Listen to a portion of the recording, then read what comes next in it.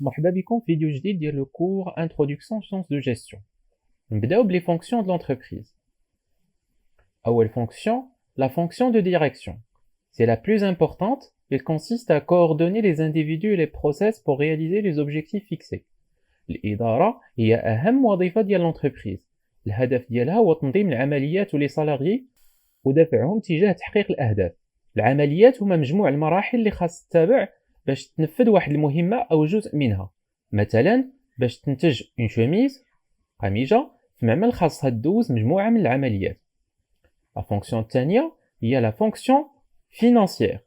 Elle cherche à obtenir les capitaux nécessaires à l'entreprise. التمويل هو الأكسجين اللي كتنفس به l'entreprise وبلا به ما يمكنش ليها تكمل وغدير فايد. إذا خاص ضروري تقلب وتاخد التمويلات اللي كتحتاج، الشيء اللي كيخلي لو فولي فينانسي وظيفة مهمة لونتربريز. ثالثا la fonction sociale. Il consiste à recruter, animer, former le personnel.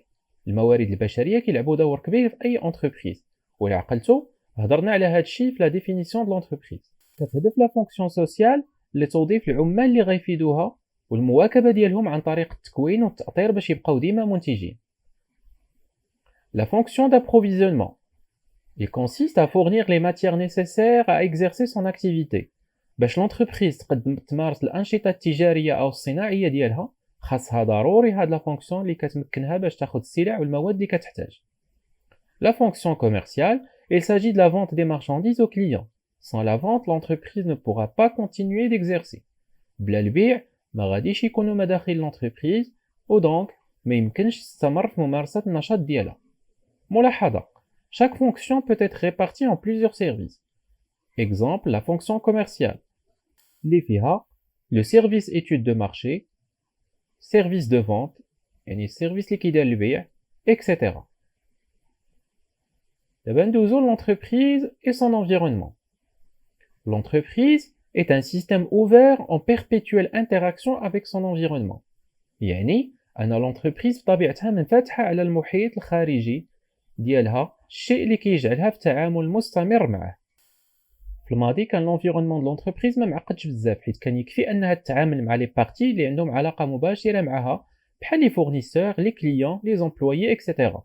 دابا الأمور تبدلات حيت l'entreprise ولا خاصها تتعامل مع بزاف ديال الأطراف اللي ماشي ضروري كتكون كتجمعها معاهم علاقات مباشرة. التعامل ديال l'entreprise مع هاد l'environnement كومبلكس كيتميز بنفس الوقت بالتبعية والاستقلالية. دابا نهضروا plus en détail à la notion de l'environnement. L'environnement peut se définir comme l'ensemble des forces extérieures qui agissent et réagissent au profit et à l'encontre de l'entreprise. L'environnement هو مجموعة من القوى الخارجية اللي كتأثر على l'entreprise وكتأثر بها. هاد القوى ممكن يكونوا اقتصادية، اجتماعية، سياسية إلى آخره. كاين جوج أنواع ديال l'environnement. أول نوع ممكن نسميوه l'environnement immédiat. هما les partenaires de l'entreprise. اللي هما les clients, les fournisseurs, les transporteurs, salariés, etc. هاد les partenaires كتجمعهم علاقة مباشرة مع l'entreprise واللي عندها عليهم تأثير مباشر. Le deuxième type, l'environnement général. L'entreprise عندها تأثير ضعيف أو منعدم على هاد l'environnement. هاد l'environnement كيتكون من l'environnement économique. كيشمل على الثمن ديال المواد الأولية اللي هما المواد اللي كتحتاج الشركة الصناعية. إلا عقلتو على الشركة الصناعية هضرنا عليها في الفيديو الأول. هاد الشركة الصناعية باش تصاوب المنتجات ديالها. باش نفهمو التأثير ديال ثمن المواد الأولية ممكن نعطيو المثال ديال الحرب بين روسيا وأوكرانيا. ملي بدات الحرب بزاف ديال المواد الأولية زاد الثمن ديالها بشكل كبير، بحال الغازوال، القمح، الذرة إلى آخره. الشركات اللي كانت كتستخدم هاد المواد بحال شركات النقل، مخبزات، شركات صناعة المواد الغذائية ما عندها حتى شي تأثير على الثمن وكتولي غير تابعة تغيرات السوق. مستوى ديال الأجور نفس الشيء، لونتربريز عندها تأثير ضعيف أو منعدم على لي صالير اللي كيبقاو خاضعين لقانون العرض والطلب. مستوى التضخم أيضا، لونتربريز كتعامل مع الانفلاسيون بلا ما يكون عندها حتى شي قوة باش تغيرها حيت جاية من عوامل خارجية عليها. لو دوزيام انفيرونمون هو l'environnement politico-légal. الدولة كتدخل باش دير قوانين اللي كتصر على حرية المنافسة بين الشركات. والتوزيع العادل للثروة وتخفيض الفوارق الاجتماعية.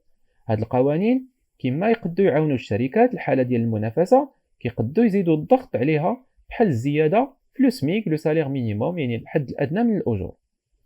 لونفيرونمون ايتيك، كنهضروا هنا على القواعد الأخلاقية ديال المجتمع اللي كاينة فيها لونتربريز، مثلا احترام المستخدمين، الصدق في المعاملات التجارية إلى آخره. لونفيرونمون تكنولوجيك كيطلب من لونتربريز التكيف، يعني لادابتاسيون مع الابتكارات التكنولوجية باش تحافظ على البقاء ديالها في السوق.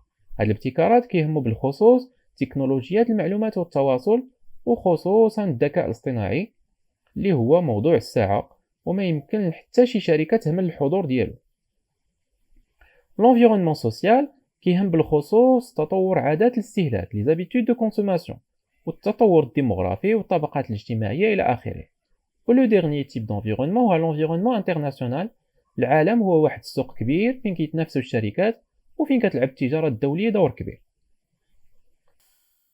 دابا ندوزو لا غولاسيون دو لونتربريز افيك سون انفيرونمون. غنفرقو بين جوج. اولا غولاسيون دو كومبليمونتاريتي، علاقات تكاملية. كاينين مجموعة ديال الاهداف الشركات ما يمكنش توصلهم، او اهداف الشركة ما يمكنش توصلهم الا بالتعاون مع شركات اخرى.